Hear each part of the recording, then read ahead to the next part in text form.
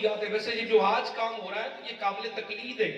یہ کام بہت اچھا, مجھے بڑا ہی پسند آیا کہ آپ اس محفل میں بیٹھ کے آپ گانے بجانے بھی کر سکتے جیسے رواج ہے, اور کئیوں نے کہا بھی ہوگا ظاہر ہے, لیکن اس بچے نے جو یہ کام کیا ہے نا, مسجد میں بیٹھ کر ہم اللہ اور اللہ کے رسول کو یاد کر رہے ہیں, یہ قابل تقلید ہے.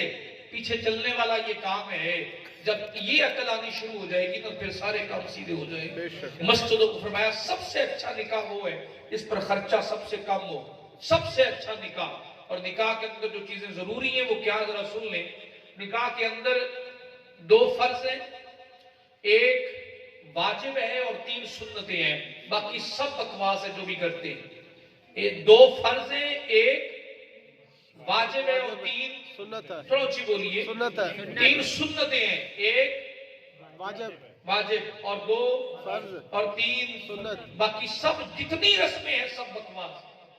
فرض کیا ہے سنیے, ایجاب اور قبول ایک فرض ہے, 2 گواہوں کا موجود ہونا دوسرا فرض ہے. بس یہ 2 فرض ہے نکاح میں. ایجاب اور قبول میں کیا کرتے ہیں, کئیوں کو تو یہ بھی نہیں پتا کہ نکاح پڑھانے کے لیے جاتے ہیں تو نکاح پڑھاتے ہوئے کیا کہتے ہیں.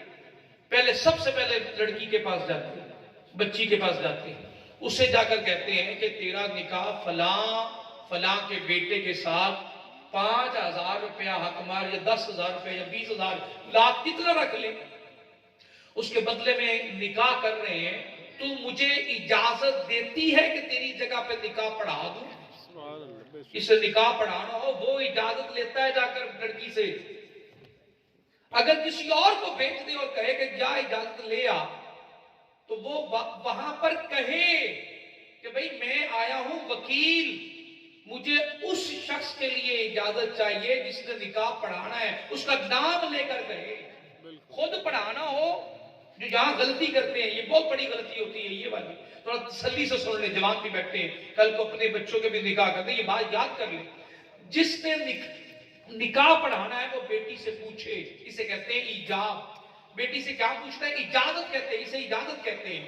اور اجازت کیا ہے کہ میں آپ کا فلاں فلانے کے بیٹے کے ساتھ اتنے حق مہر, مجھے اجازت دیتی ہو کہ تمہارا نکاح کر دیں. کیا کہا میں نے, تمہارا نکاح مجھے اجازت دیتی ہو.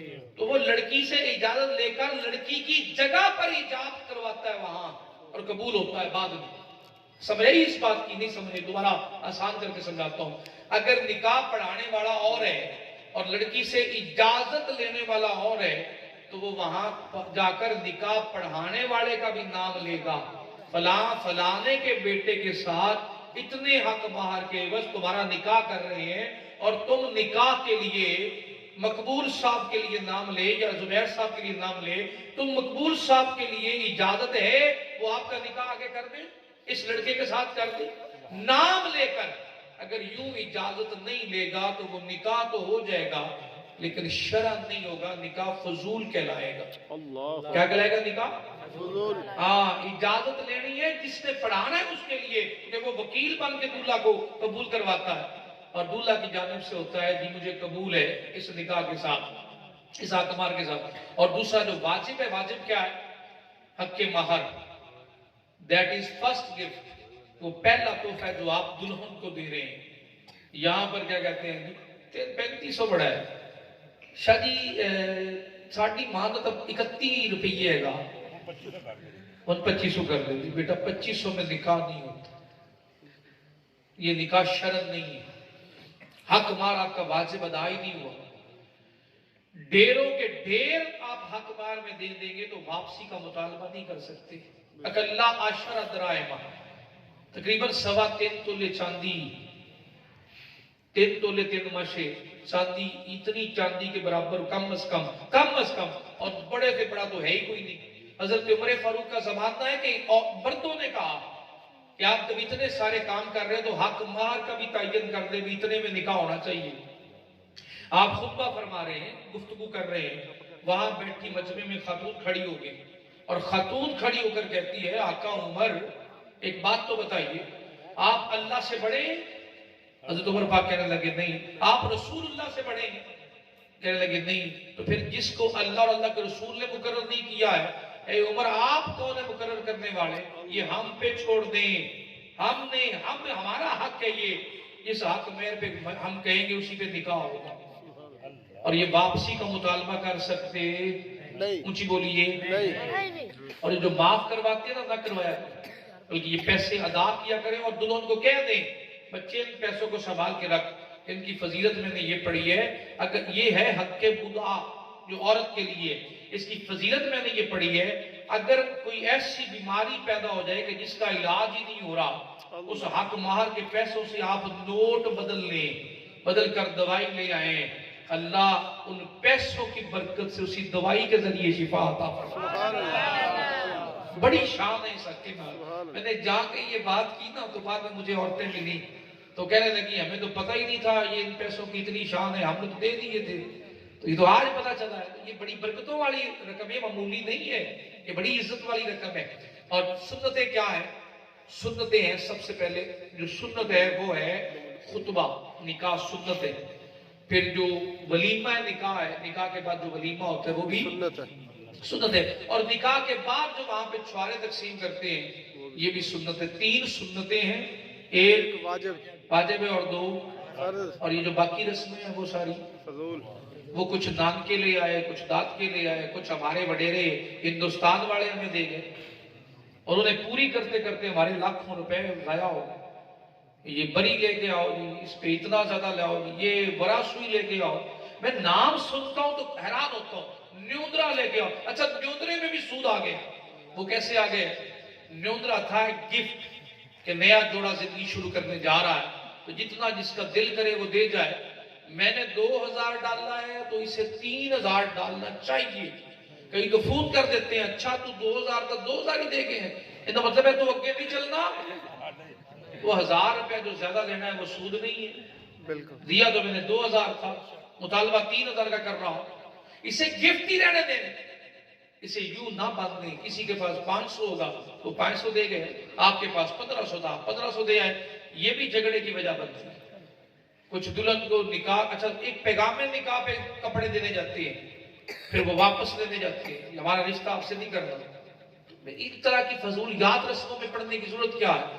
سمپل سادہ سا نکاح ہے، اور ماں باپ کے لیے ایک بڑی اہم بات، بڑی خاص بات، نکاح کرنے میں جلدی کیا کریں اگر رشتے مل جائیں، تاخیر کا شکار کریں گے تو رشتے نہیں ہوں گے۔ پھر کوئی آ جاتا ہے جی میرا، اچھا ایک اور بڑی مصیبت چل رہی ہے میرا نکاح بند دیتا ہے، بچیاں کہتی ہیں بعض دفعہ کہ بابا جی میرا نکاح کسے بند دیتا ہے، میرا واسطہ رہتا ہے، لڑکے کہتے ہیں جی میری شادی نہیں ہو رہی، میرا نکاح کسی نے باندھ دیا، یہ آپ اللہ کے گھر میں بیٹھے ہیں حاضر ناظر جان کر ایک بات کا جواب دل سے دیں، اللہ نکاح کرنا چاہے ہونا چاہے اللہ کے حکم سے، کسی جادوگر کی جرت ہے آپ کا نکاح روک جائے؟ نہیں، آپ کی اولاد روک جائے؟ اس گھٹیا عقیدے سے کب باہر آئیں گے؟ یہ بات میں نے اس لیے کی کہ مجھے بچیاں بھی سن رہی ہیں اور میں ایک آستانے کا نوکر بھی ہوں، مجھے واسطہ رہتا ہے اس طرح کی باتوں سے۔ جس دن مقرر ہے آپ کا نکاح ہوگا، جس دن مقرر ہے آپ کے گھر میں بچے کی پیدائش ہوگی، جس دن مقرر اللہ نے کر رکھا ہے رزق بھی، میں تو ماں کے پیٹ میں 4تھے مہینے میں تھا، دنیا تو میں نے دیکھی نہیں تھی، دنیا کیسی ہے، رشتہ دار کیسے ہیں، وہاں اللہ نے 4تھے مہینے ماں کے پیٹ میں مجھ سے محبت کرنے والے میرے خالق نے لکھا رزق کتنا دینا ہے، سانس کتنی دینی ہے، عزت کتنی دینی ہے، عمر کتنی دینی ہے، نیک ہوگا بد ہوگا، کتنی نیکیاں کرے گا، آواز کیسی ہوگی، لہجہ کیسا ہوگا، اخلاق کیسا ہوگا، اپنے علم سے اللہ نے ماں کے پیٹ میں 4تھے مہینے لکھ دیا تھا۔ کسی جادوگر کی جرت ہے اللہ لکھ دے اور وہ روک دے؟ عجیب اپنے دماغوں میں یہ غلط عقیدے پیدا کیے ہوئے۔ ہاں اگر کسی رشتے میں کوئی پریشانی، ہاں رشتہ طے ہو گیا نکاح تک نہیں پہنچا، اس کے لیے دعا کیا کریں، نظر لگ جاتی ہے، بعض دفعہ آپ کے کام بڑی سپیڈ سے ہو رہے ہوتے ہیں، نظر لگ جاتی ہے، اور نظر لگنا صحیح ہے، آقا کریم نے ارشاد فرمایا تقدیر سے کوئی چیز سبقت لے جانی ہے تو وہ نظر کا لگنا ہے، خاص کر جس دن ولیمہ ہوتا ہے نا اس دن میاں بیوی کا جھگڑا ضرور ہوتا ہے، اس دن بڑی نظر لگتی ہے۔ میں تو نصیحت کرتا ہوں یہاں آپ سب کے سامنے، آپ بھی بتایا کریں جس دن ولیمہ ہو اس دن فجر کی نماز پڑھیں، دونوں میاں بیوی نماز پڑھ کر قرآن کی جو آخری 2 سورتیں سورۃ الفلق اور سورۃ الناس ان دونوں کو 11 مرتبہ پڑھ کر اپنے ہاتھوں پہ پھونک مارے اور پھر سر سے لے کر پورے جسم پہ ہاتھ اس طرح پھیر لے اور سورۃ قلم کی آخری 2 آیات وَإِن يَكَادُ الَّذِينَ كَفَرُوا لَيُزْلِقُونَكَ بِأَبْصَارِهِمْ یہ مکمل یہ دونوں آیات پڑھ کر جسم پر پھونک مار لیں، ولیمے والے دن جھگڑا نہیں ہوگا۔ کیوں وہ جھگڑا ہوتا ہے؟ اس دن کوئی طلاق یافتہ بھی ولیمے میں آئی ہوتی ہے، کوئی بیوہ بھی آئی ہوتی ہے، کوئی کسی کی بیٹی کا گھر اجڑا ہوتا ہے، کسی کی بیٹی کو طلاق آئی ہوتی ہے۔ جب وہ حسد بھری نظروں سے جوڑے کو دیکھتی ہے تو نظر کا لگ جانا ٹھیک ہے، وہ لگ سکتی ہے، یہ میں کب انکار کر رہا ہوں، تو اس کا علاج بھی تو اللہ رب العزت نے نازل فرمایا ہے۔ تو یہ باتیں ذہن نشین کیجئے اور وہم سے باہر آئیے۔ کسی کی جرت ہے آپ کا رزق بند کر لی، ہم اپنے مالک کی بارگاہ میں معافی مانگتے اس طرح کے غلط عقیدوں سے۔